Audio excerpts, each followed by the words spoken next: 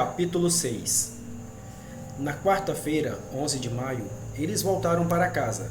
Colocaram Reagan na cama, instalaram uma trava na janela e tiraram todos os espelhos do quarto e do banheiro. Cada vez menos momentos lúcidos, e sinto dizer que agora a consciência de Reagan fica completamente obliterada durante os acessos. Isso é novo e parece descartar o diagnóstico de histeria. Enquanto isso, um ou dois sintomas na fronteira do que chamamos de fenômeno parapsíquico têm. O Dr. Reagan chegou e Chris o recebeu com Sharon enquanto ele ensinava os procedimentos adequados para administrar doses de sustagem a Reagan durante seus períodos de coma. Ele inseriu a sonda nasogástrica. Em primeiro lugar, Chris forçou-se a observar e ainda assim não ver o rosto da filha.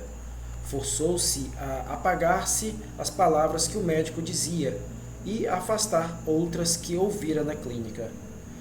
A senhora disse que não tem religião, senhora McNeil. É isso mesmo? Sua filha não teve nenhuma educação religiosa? Bem, talvez ela tenha conhecimento de Deus, sabe, de modo geral. Por quê? Bem, em primeiro lugar, porque quando não são bobagens, as coisas que ela diz são relacionadas em grande parte à religião. Onde a senhora acredita que ela possa ter aprendido isso? Preciso de um exemplo. Certo. Jesus e Maria, 69, por exemplo. Klein guiou a sonda para o estômago de Reagan.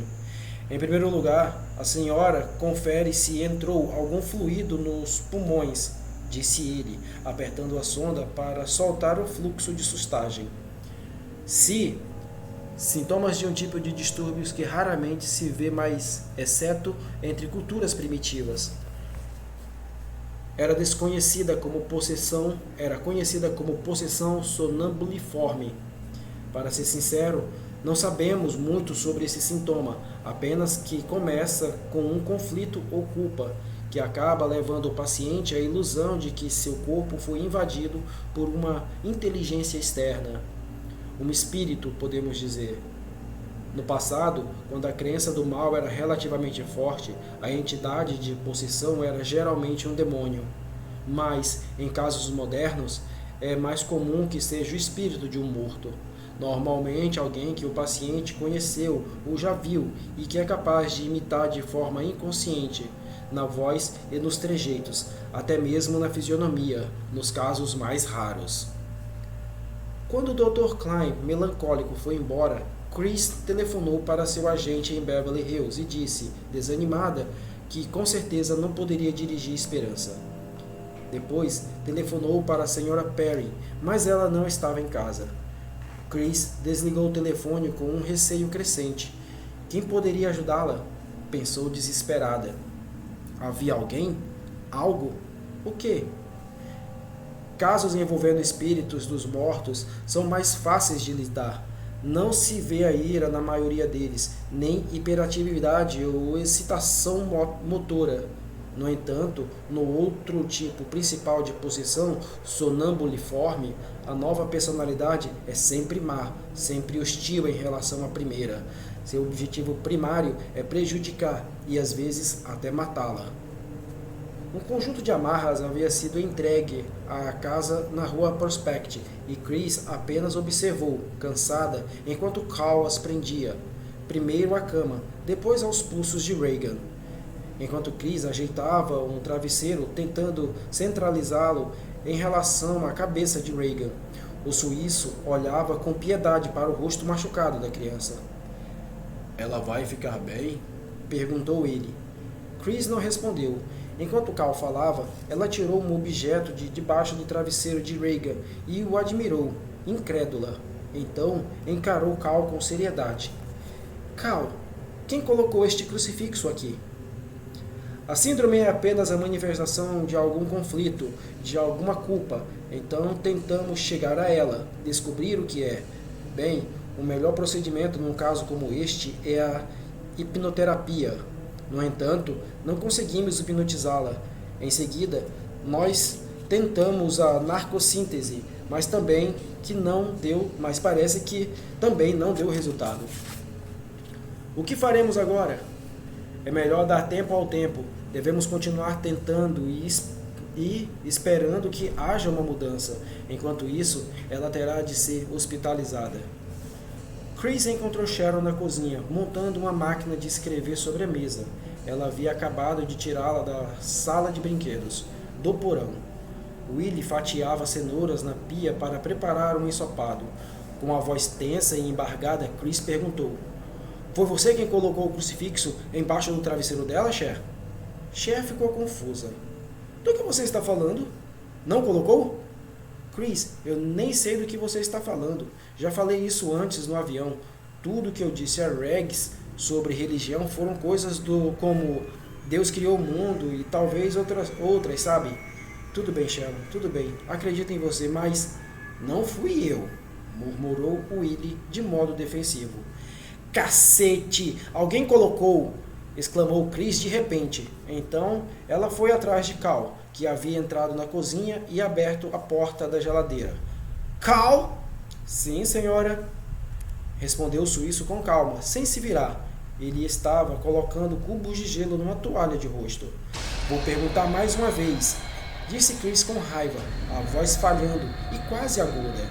"Você colocou o maldito crucifixo embaixo do travesseiro de minha filha?" "Não, senhora, eu não.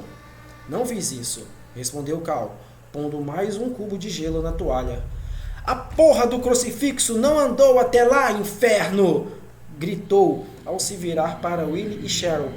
"Quem está mentindo? Digam!" Cal parou o que estava fazendo e se virou para observar Chris.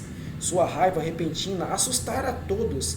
Em seguida, ela desabou numa cadeira, chorando a ponto de soluçar, com as mãos trêmulas.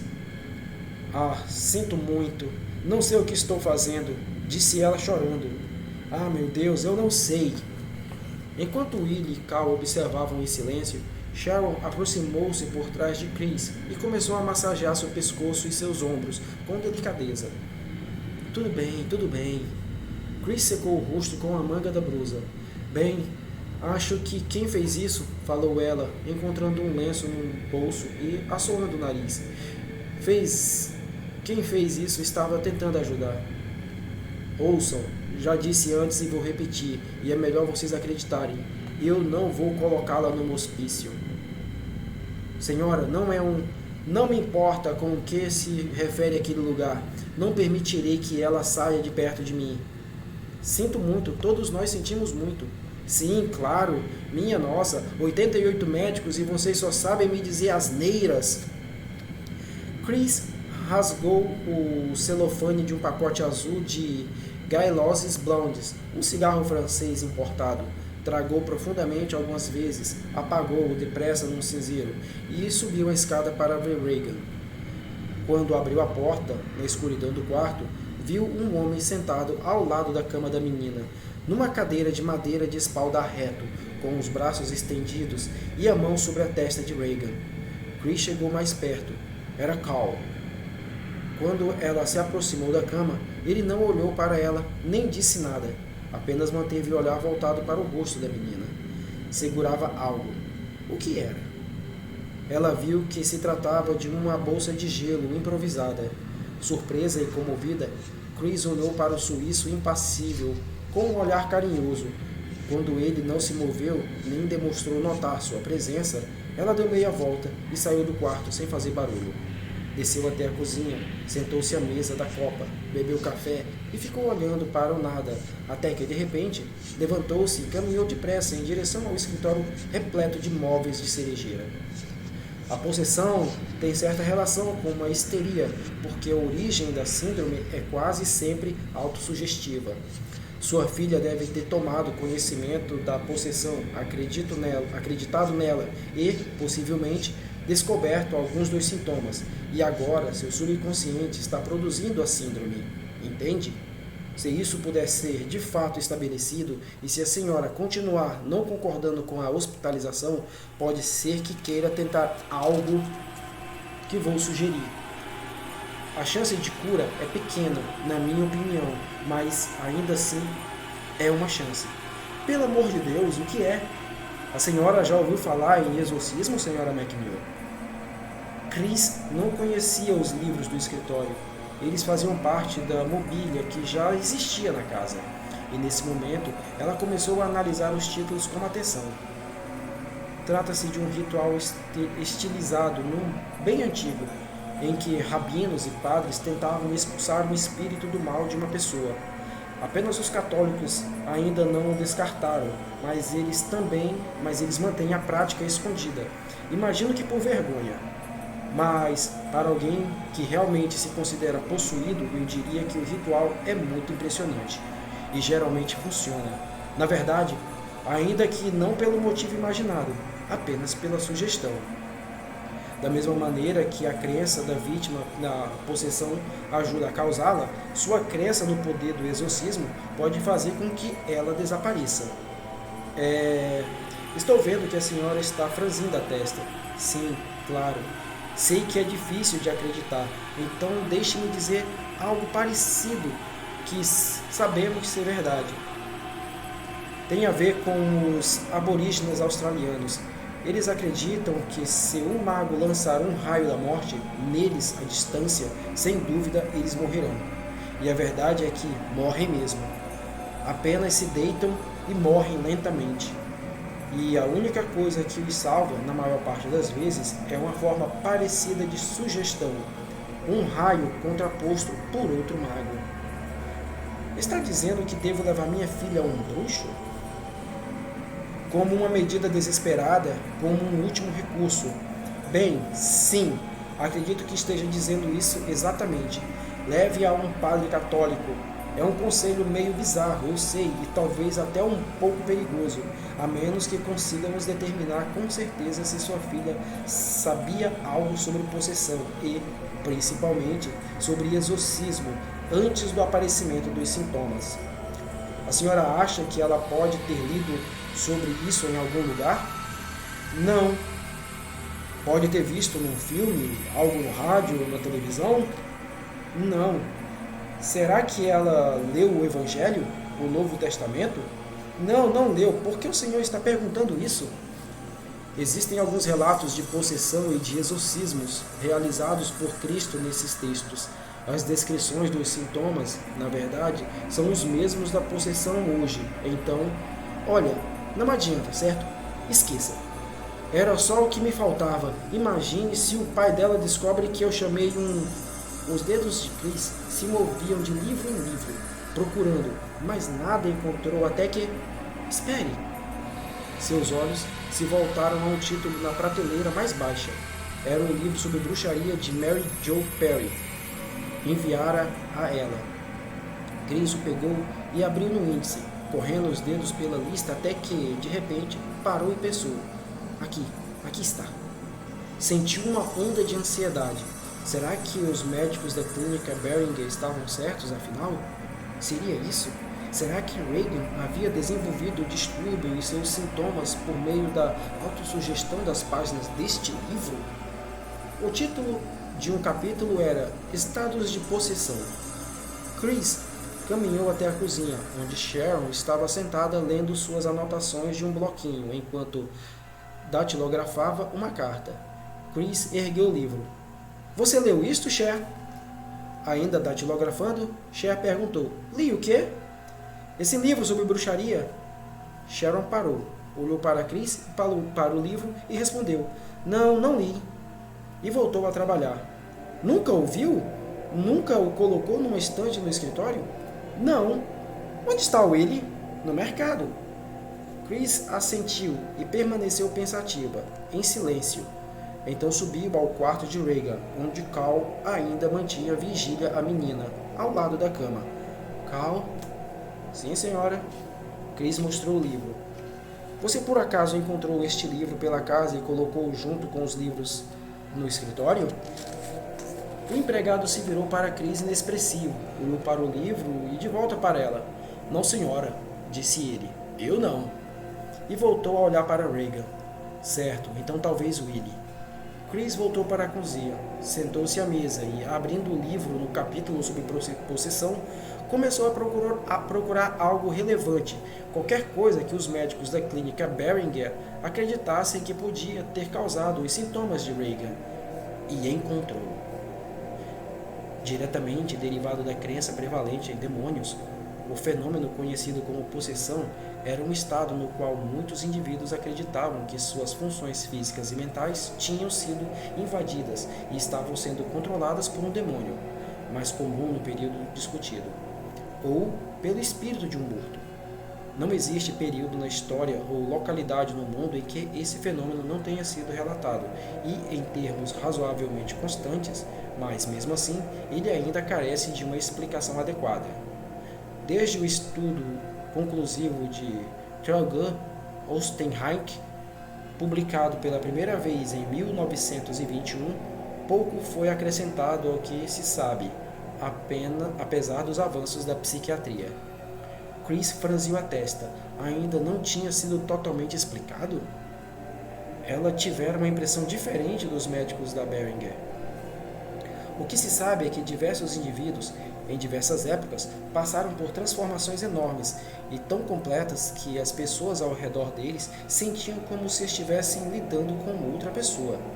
Não apenas a voz, os trejeitos, as expressões faciais e os movimentos característicos são, por vezes, alterados, mas o indivíduo acredita ser totalmente diferente da pessoa que era e acredita ter um nome, humano ou demoníaco, e uma história à parte, diferente da sua. No arquipélago malaio, onde a possessão é até hoje uma ocorrência comum e corriqueira, o espírito do morto geralmente faz com que o possuído imite seus gestos, voz e trejeitos, de modo tão parecido que os parentes dos falecidos acabam em prantos. Mas além da famosa quase possessão, os casos que podem ser atribuídos à mentira, à paranoia e à histeria, o problema tem sido interpretar o fenômeno, e a interpretação mais antiga é a espírita, uma impressão que tem chance de ser fortalecida pelo fato de que a personalidade invasora pode ter habilidades bem diferentes da primeira. Na forma demoníaca da possessão, por exemplo, o demônio pode falar em línguas desconhecidas pelo possuído. Isso, as coisas ditas por Reagan, seria uma tentativa de falar outro idioma? Chris leu rapidamente. Ou manifesta diversos fenômenos parapsíquicos, como telecinésia, por exemplo, a movimentação de objetos sem aplicação de força física. As batidas? A cama chacoalhando? Nos casos de possessão por mortos, ocorrem manifestações como o relato de Ostenreich a respeito de um monge que, repentinamente, enquanto possuído, tornou-se um talentoso e brilhante dançarino, apesar de nunca ter dançado antes da possessão. Essas manifestações são por vezes tão impressionantes que Jung, o psiquiatra, depois de estudar um caso em primeira mão, conseguiu oferecer apenas uma explicação parcial para o que ele tinha certeza de que não podia ser uma fraude. Chris franziu a testa. O tom do texto era preocupante. E William James, o psicólogo mais importante dos Estados Unidos, propôs a plausibilidade da interpretação espírita do fenômeno, depois de estudar a famosa Watseka Wonder, uma adolescente de Watseka, Illinois, que tornou-se indistinguível em personalidade de uma menina chamada Mary Hoff, que morrera no manicômio estadual 12 anos antes da possessão. Distraída, Chris não ouviu a campainha tocar, nem Sharon parar de datilografar e atender a porta. Acredita-se que a forma demoníaca de possessão teve origem no início do cristianismo, mas, na verdade, tanto a possessão quanto o exorcismo nasceram antes da era cristã. Os egípcios antigos e também as primeiras civilizações do rio Tigre e Eufrates acreditavam que os distúrbios físicos e espirituais eram causados pela invasão de demônios. A fórmula a seguir, por exemplo, serve para o exorcismo contra doenças de criança no Egito Antigo. Vais embora, tu que vens em escuridão, cujo nariz está virado ao contrário, cujo rosto está de cabeça para baixo. Tens de vir beijar esta criança? Não permitirei. Chris? Cher, estou ocupada. Um detetive quer falar com você. Ah, meu Deus, Cher, diga a ele para... Chris parou abruptamente, olhou para frente e completou. Ah, sim, claro, Cheryl. Peça a ele que entre. Quando a secretária saiu, Chris olhou para as páginas do livro, sem ler, tomada por um mau pressentimento difuso e crescente. Ouviu a porta se fechando, ouviu passos vindo em sua direção. Uma sensação de espera. Espera? Pelo quê? Como um sonho vívido de que nunca se lembra, Chris sentiu uma ansiedade que parecia conhecida e, ainda assim, indefinida. Com o chapéu amassado nas mãos, ele entrou com Sharon, ofegante e respeitoso. Sinto muito, disse o detetive ao se aproximar. Sim, a senhora está ocupada. Dá para ver. Estou atrapalhando. Como está o mundo? Perguntou Chris. Muito ruim. E como está sua filha? Nenhuma mudança. Sinto muito. Respirando com dificuldade, Kinderman parou ao lado da mesa, com os olhos de cachorro pidão parecendo preocupados. Veja, não gostaria de atrapalhar. Sei que sua filha é uma preocupação no momento. Só Deus sabe quando minha pequena Julie pegou. O que mesmo? Qual era a doença? Não lembro. Era... Sente-se, interrompeu Chris. Ah, sim. Muito obrigado, disse o detetive enquanto se sentava numa cadeira diante de Sharon, que, aparentando indiferença, continuou a datilografar. Desculpe, o que o senhor estava dizendo? Perguntou Chris. Bem, minha filha, ela... Bem, não importa. Lá vou eu, contando toda a história de minha vida. Talvez fosse possível fazer um filme com ela. É sério, é incrível. Se a senhora soubesse metade das coisas que aconteceram na minha família, iria... Não importa. Certo, só uma. Contarei uma.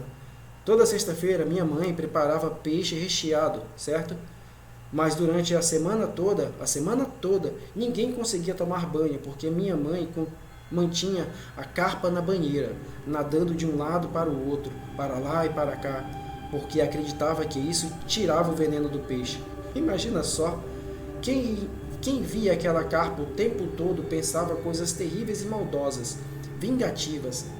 Bem, já chega, sério. Só uma risada de vez em quando para não chorarmos.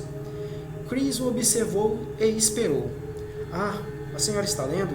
O detetive olhou para o livro sobre bruxaria. Para um filme? Não, só estou me distraindo. É bom? Acabei de começar. Bruxaria, murmurou Kinderman, com a cabeça inclinada enquanto lia o título no topo de uma página. Então, o que houve? Perguntou Chris. Sim, sinto muito. A senhora está ocupada. Vou concluir. Como disse, eu não a perturbaria, a menos que o quê? Aparentando repentina seriedade, o detetive uniu as mãos sobre a mesa. Bem, parece que Burke... Droga! Exclamou Sharon, com uma irritação ao tirar uma carta do rolo da máquina de datilografar, amassá-la e jogá-la numa lixeira aos pés de Kinderman. O papel caiu no chão. Chris e ele viraram a cabeça para olhá-la, e quando a secretária os viu, disse: Ah, sinto muito, não percebi que estavam aqui. É a senhora Fester?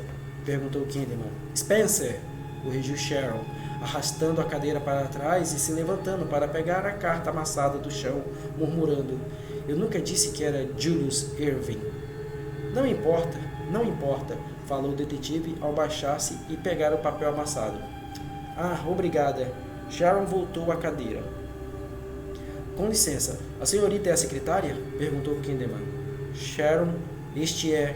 Chris virou-se para Kinderman. Desculpe, qual é o seu nome mesmo? Kinderman. William F. Kinderman. Esta é Cheryl Spencer. Com um movimento cortês de cabeça, o detetive disse a Sharon: É um prazer conhecê-la. Ela agora estava inclinada para a frente, olhando para ele com curiosidade, o queixo apoiado sobre os braços dobrados em cima da máquina de datilografar. E talvez a senhorita possa me ajudar. Com os braços ainda dobrados, Sharon ergueu a cabeça. Eu? Sim, talvez. Na noite do falecimento do Sr. Denning, a senhorita foi a uma farmácia e deixou sozinho na casa, certo? Bem, Não exatamente. Regan estava aqui. É minha filha, explicou Chris. Soletre o nome dela, por favor. Regan. Lindo nome. Obrigada. O detetive se dirigiu a Sharon. Danny veio aqui naquela noite para ver a senhora McNeil? Sim, isso mesmo. Ele pensou que ela voltaria em pouco tempo? Sim, eu disse a ele que acreditava que ela voltaria logo. Muito bem. E a senhorita saiu a que horas? Consegue lembrar? Vejamos. Eu estava assistindo ao noticiário, então acho que... espere um pouco. Sim, isso mesmo. Eu me lembro de ter ficado irritada porque o farmacêutico disse que o menino da entrega havia ido para casa.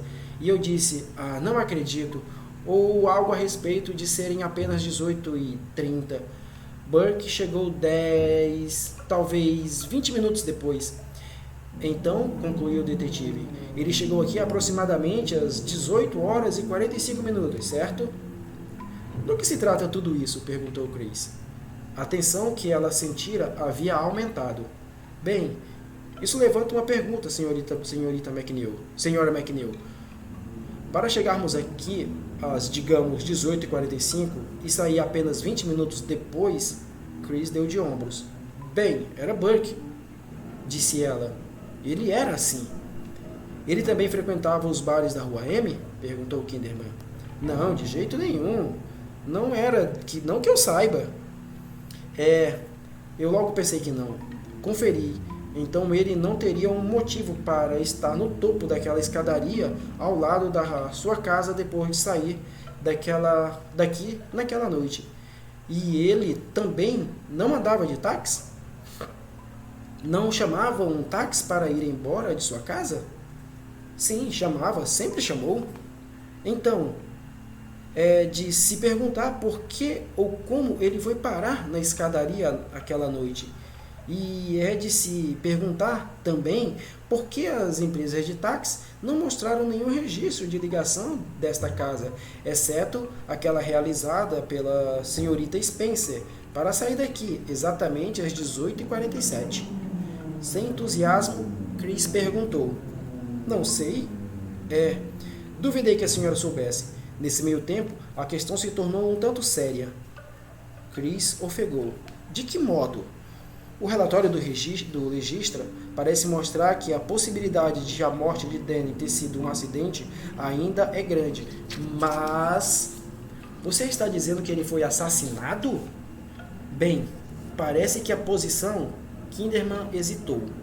Sinto muito, isso será difícil. Vá em frente. A posição da cabeça de Danny e um corte nos músculos do pescoço sugerem. Fechando os olhos, Chris retraiu-se e exclamou. Ah, meu Deus! Sim, como disse, é difícil. Sinto muito.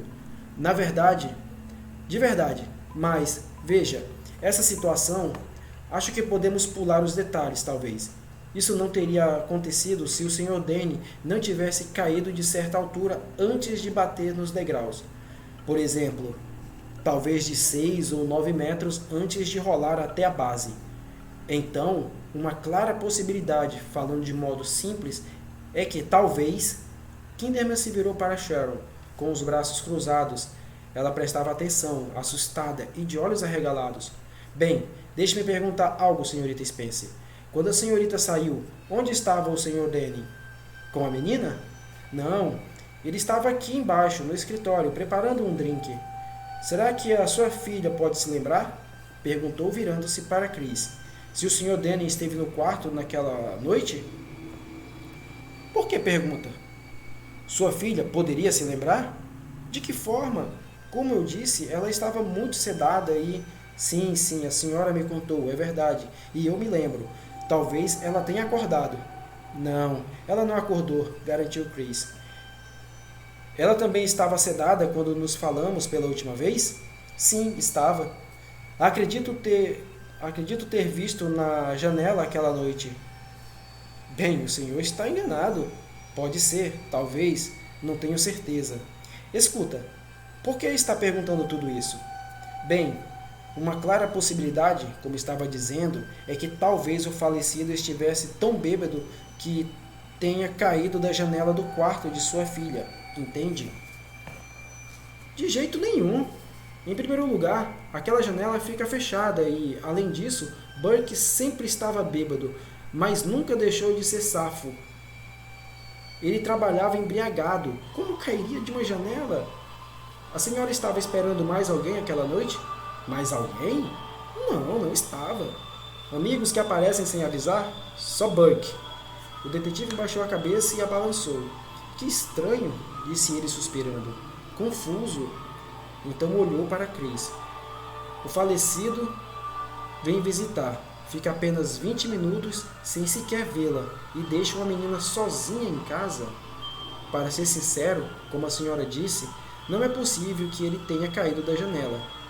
Além disso, uma queda não faria o que vimos com o pescoço dele. Talvez um caso a cada 1000. Ele indicou o livro de bruxaria com a cabeça. A senhora leu neste livro algo sobre assassinatos ritualísticos? Com a ansiedade aumentando, Chris respondeu. Não. Talvez não neste livro, continuou Kinderman. No entanto, perdoe-me. Digo isso apenas para que a senhora pense um pouco mais. O pobre Sr. Denning foi encontrado com o pescoço virado da mesma maneira que ocorre nos assassinatos ritualísticos supostamente cometidos por demônios, Sra. McNeil. O rosto de Chris tornou-se extremamente pálido. Algum maluco matou o Sr. Denning e Kinderman parou. Alguma coisa errada? Ele notara a tensão nos olhos dela, a palidez repentina. Não, nada de errado, continue. Obrigado. Não disse nada no começo para poupá-la. Além disso, tecnicamente, ainda poderia ser um acidente, mas eu não acho que tenha sido.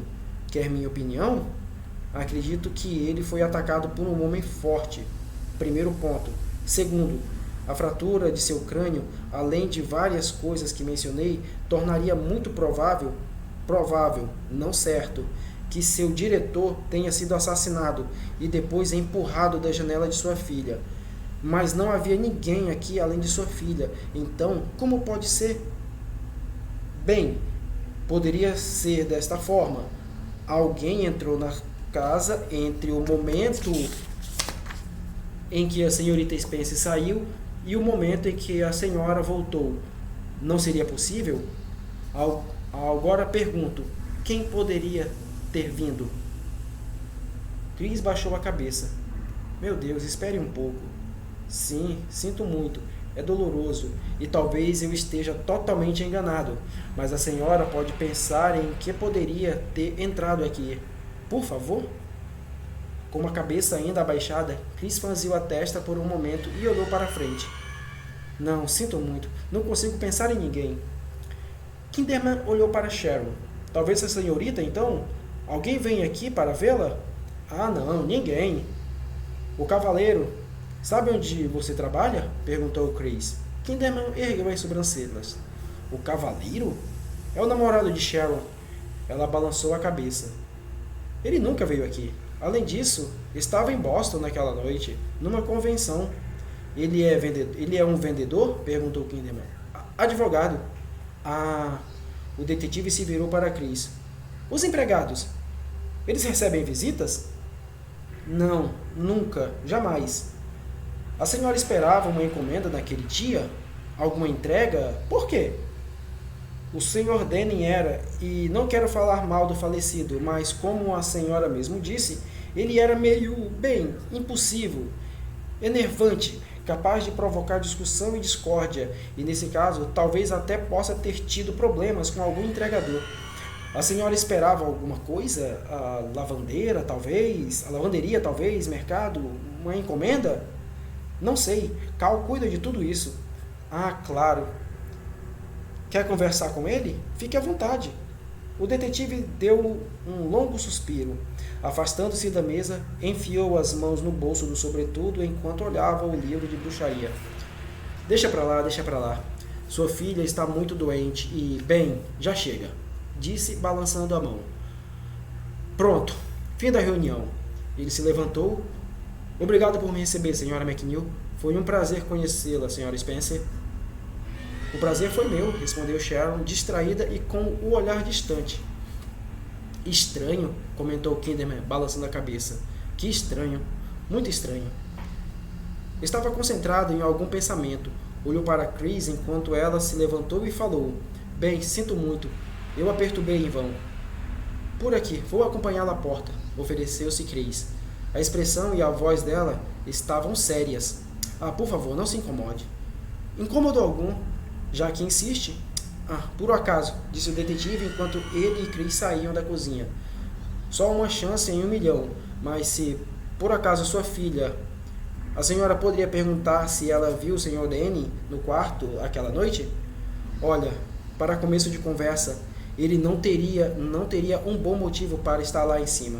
Sim, eu sei disso. Sei que é verdade, mas se determinados médicos britânicos nunca tivessem perguntado o que é esse fungo, não teríamos descoberto a penicilina. Não é verdade? Por favor, pergunte. A senhora pode perguntar? Quando ela estiver bem, perguntarei. Mal não vai fazer. Eles pararam na porta da frente. Enquanto isso, ele hesitou e, levando 2 dedos aos lábios, completou com seriedade. Odeio pedir isso. Por favor, me perdoe.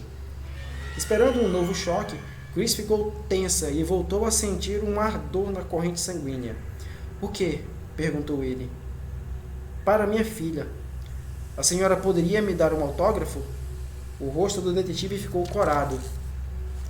Depois de um momento de surpresa, Chris quase riu de alívio, de si mesma, do desespero e da situação.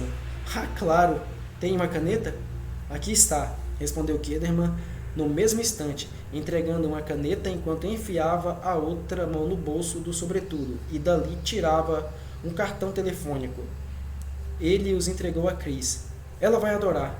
Qual o nome dela? Perguntou Chris, pressionando o papel contra a porta enquanto segurava a caneta.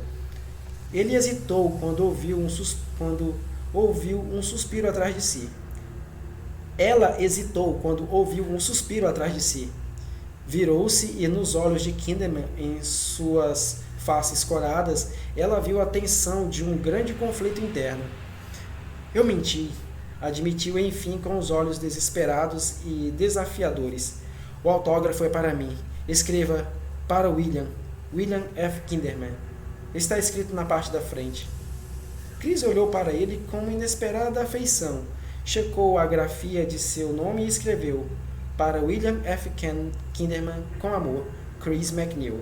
E lhe entregou o cartão, que ele guardou no bolso sem olhar. A senhora é muito gentil, disse ele timidamente. Obrigada, o senhor também é muito gentil. Ele pareceu corar ainda mais. Não sou inconveniente. Ele já estava abrindo a porta. Não se preocupe com o que eu disse hoje. Esqueça. Pense apenas em sua filha. Sua filha. Chris assentiu, sentindo o desânimo voltar quando Kinderman passou pelo portão de baixo e amplo de ferro forjado. Ele se virou e a luz do dia conseguiu ver com mais clareza as olheiras da atriz. Colocou o chapéu. Mas pode perguntar a ela? Perguntou ele. Perguntarei, prometo. Bem, adeus então, e cuide-se. O senhor também. Chris fechou a porta e recostou-se nela, fechando os olhos. Então os abriu quase instantaneamente ao ouvir o toque da campainha. Ela se virou e abriu a porta, dando de cara com um Kinderman. Ele sorriu como se pedisse desculpas. Sou um chato, sinto muito, mas esqueci minha caneta. Chris olhou para baixo e viu a caneta ainda em sua mão. Ela sorriu sem graça e a entregou ao detetive. Mas uma coisa, falou ele. Sim, não faz sentido, eu sei, mas não vou conseguir dormir esta noite pensando que pode haver um maluco ou um drogado à solta se eu não cuidar de todos os detalhes.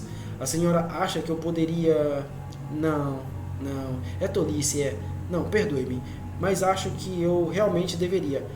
Acha que posso dar uma palavrinha com o Sr. Eggleston? É para falar sobre as entregas. Chris abriu a porta ainda mais. Claro, entre.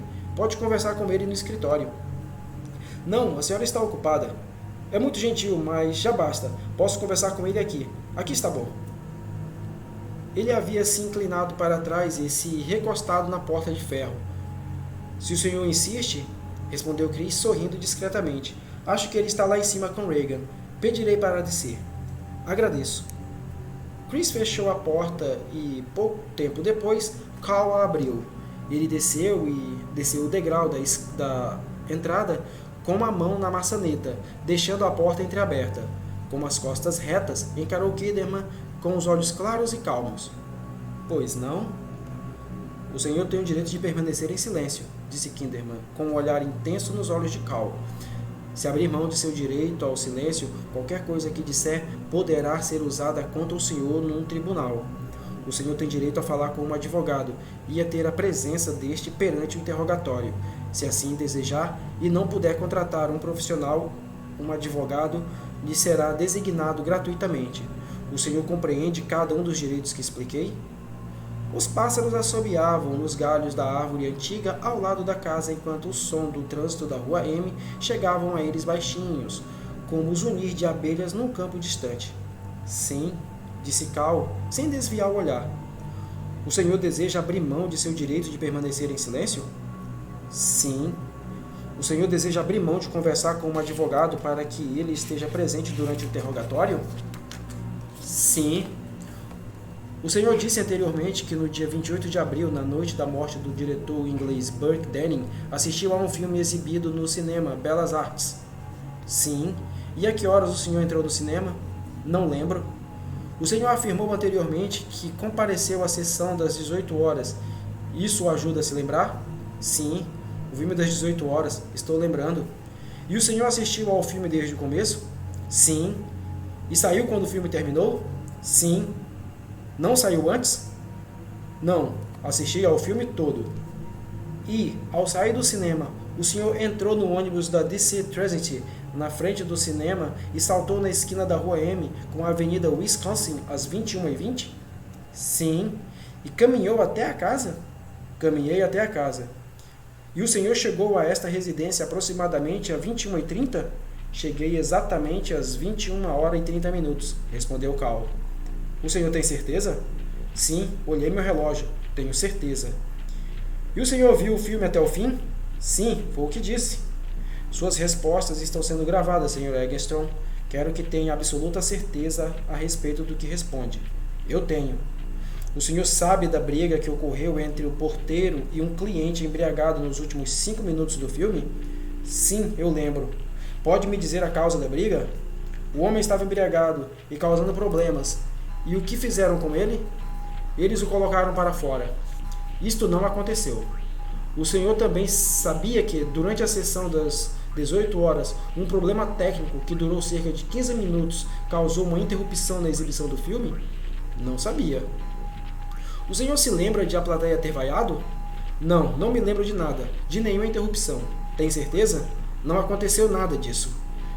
Fui informado, conforme ficou atestado no registro do projetista, de que o filme não terminou às 20h40 naquela noite, mas sim aproximadamente às 20h55, o que significa que o primeiro ônibus a sair do cinema deixaria o senhor na esquina da rua M com a avenida Wisconsin, não às 21h20, mas às 21h45, e que, desse modo, o senhor não poderia ter chegado em casa antes das 21h55.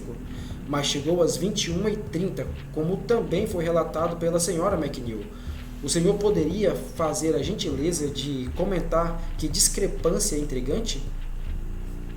Cal não perdeu a compostura. Continuou calmo ao responder. Não, não poderia.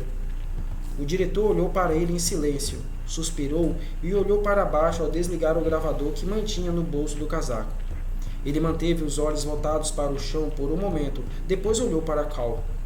Sr. Eggleston, começou num tom de voz carregado de compreensão. Um crime sério pode ter sido cometido. O senhor está sob suspeita. O Sr. Denning o agrediu. Eu soube disso por meio de outras fontes. E, ao que parece, o senhor mentiu sobre seu paradeiro no momento da morte dele. Acontece que somos seres humanos, certo? Às vezes, um homem casado vai a um local onde diz não ter ido. O senhor percebeu que cuidei para que conversássemos a sós, longe dos outros, longe de sua esposa? Não estou gravando a conversa agora. O senhor pode confiar em mim.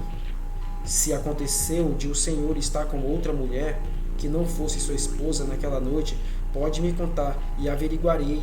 O Senhor ficará livre de suspeitas e sua esposa não saberá. Agora diga-me, onde o Senhor estava quando Danny morreu? Um brilho discreto surgiu nos olhos de Cal, mas desapareceu assim que ele disse, quase sem abrir os lábios. No cinema.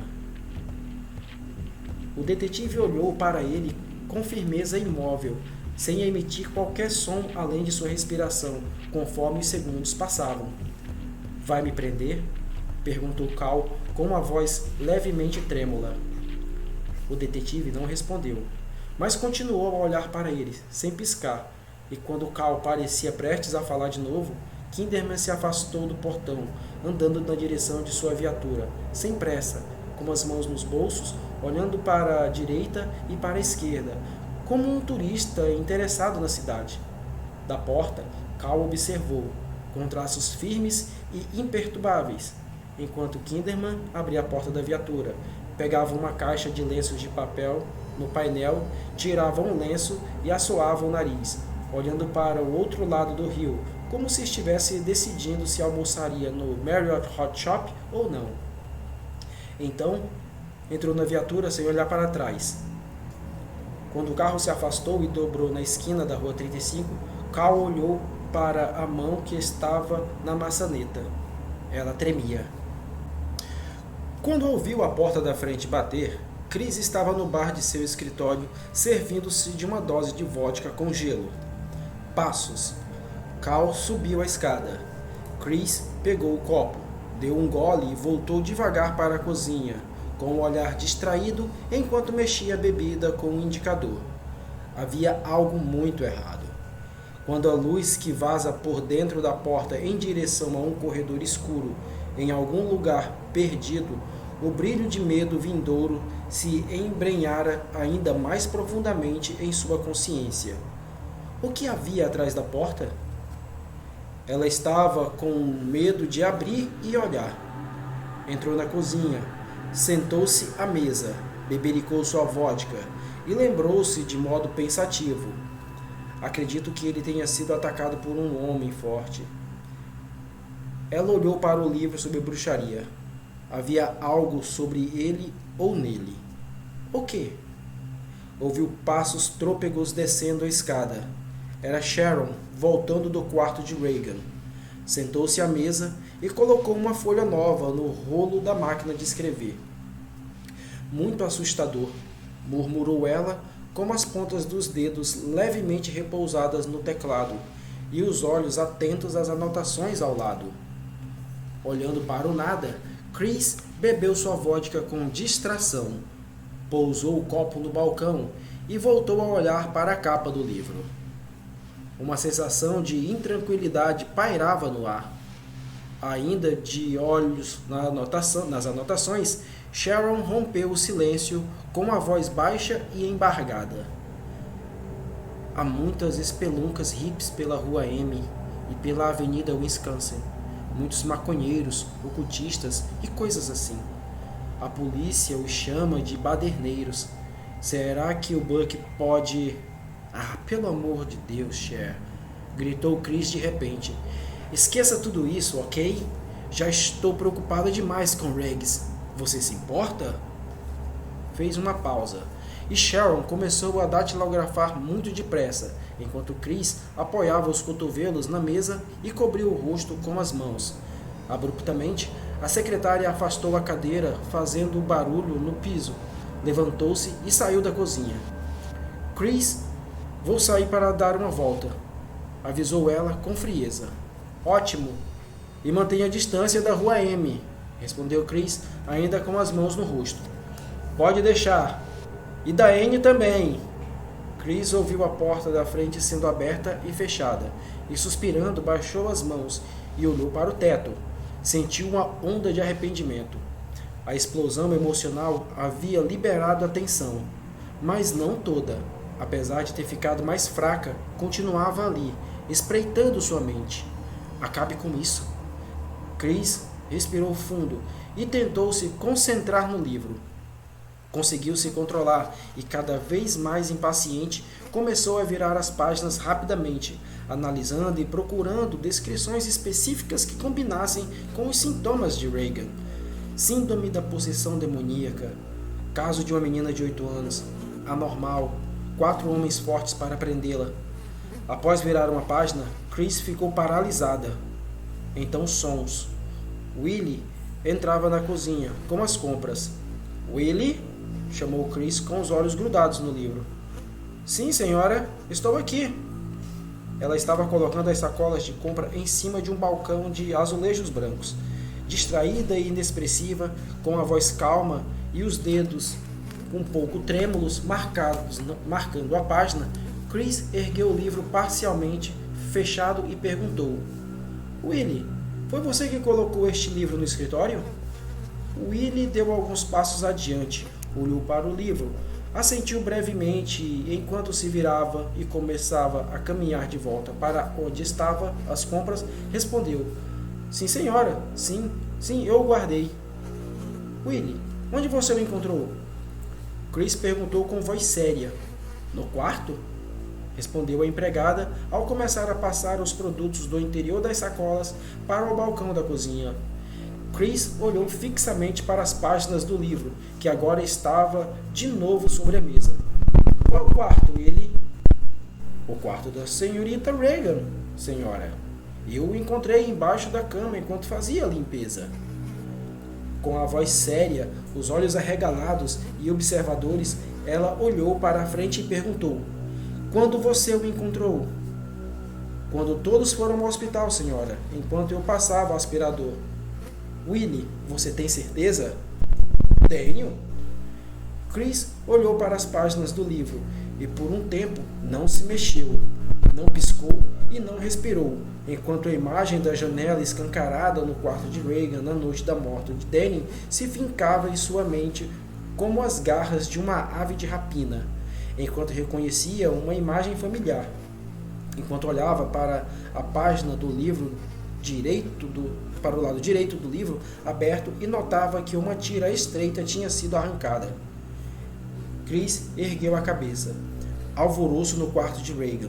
Batidas altas e rápidas, com um eco horroroso e muito forte, e, de certo modo, abafado, como uma marreta batendo numa parede de calcário dentro de uma tumba antiga. Regan gritando, angustiada, aterrorizada, implorando. Cal gritando com Regan, com raiva e com medo.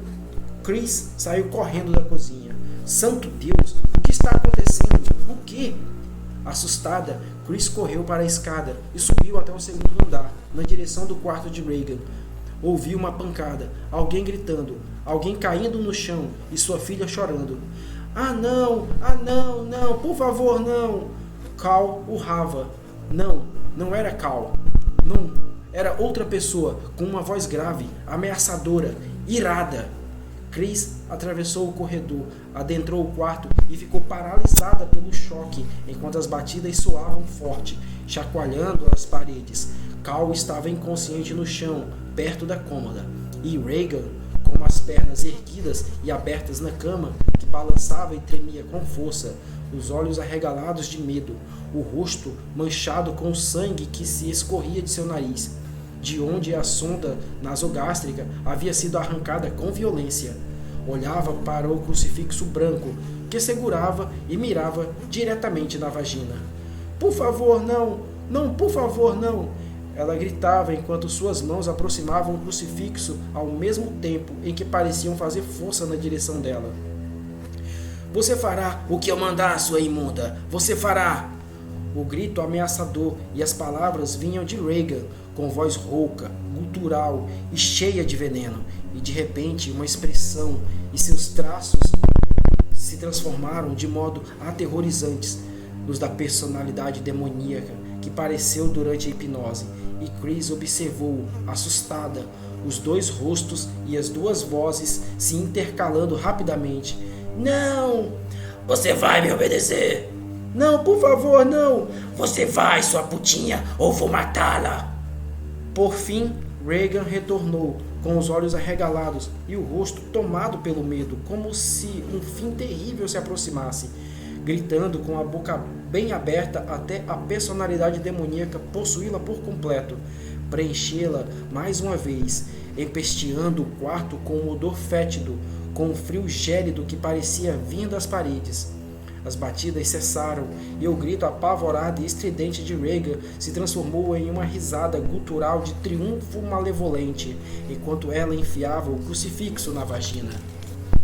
Várias vezes seguidas, masturbando-se de modo feroz, urrando com uma voz grave, rouca, ensurdecedora. Agora você é minha, sua vagabunda, sua puta nojenta. Isso, deixe Jesus foder você, foder você, foder você. Chris estava plantada no chão, horrorizada, pressionando as bochechas com as mãos enquanto a risada alta e demoníaca explodia com satisfação mais uma vez e o sangue escorria da vagina de Regan, sujando os lençóis brancos. De repente, com um grito alto e grave, Chris correu em direção à cama e agarrou o crucifixo.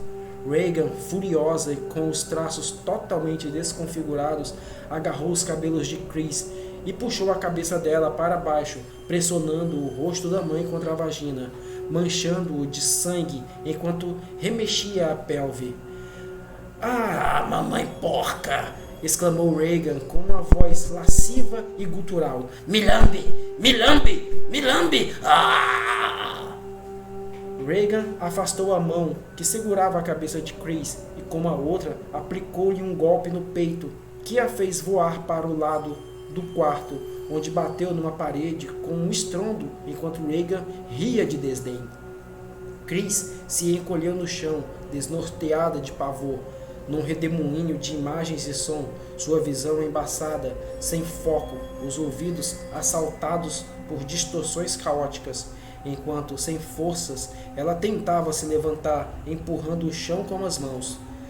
Trôpega, ela olhou na direção da cama, para a filha, que estava de costas para ela, enfiando o crucifixo de modo delicado e sensual na vagina, para dentro e para fora, com a voz grossa e grave, cantarolando. Ah, essa é minha porca putinha, sim, minha doce porquinha, minha... Chris começou a engatilhar com dificuldade em direção à cama, com o rosto sujo de sangue, a visão ainda sem foco, os membros doloridos. Então retraiu-se, encolhendo-se de pavor ao acreditar ter visto, naquela confusão, como se através de névoa cerrada, a cabeça da filha virando-se para trás lentamente, inexoravelmente, uma volta completa, enquanto seu torso se mantinha imóvel, até que, por fim, Chris, olhando diretamente para os olhos maliciosos e irados de Buck Denning. Você sabe o que a desgraçada da sua filha fez? Chris gritou até desmaiar.